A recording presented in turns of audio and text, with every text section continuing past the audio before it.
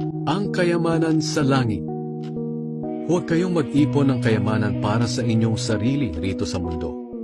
Dahil dito ay may mga insekto at kalawang na sisira sa inyong kayamanan at may mga magnanakaw na kukuha nito.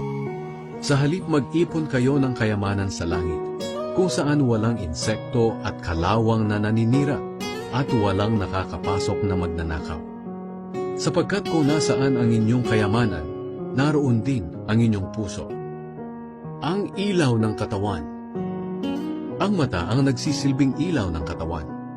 Kung malinaw ang iyong mata, maliliwanagan ang buo mong katawan. Ngunit kung malabo ang iyong mata, madidiliman ang buo mong katawan. Kaya kung ang nagsisilbing ilaw mo ay walang ibinibigay na liwanag, napakadilim ng kalagayan mo.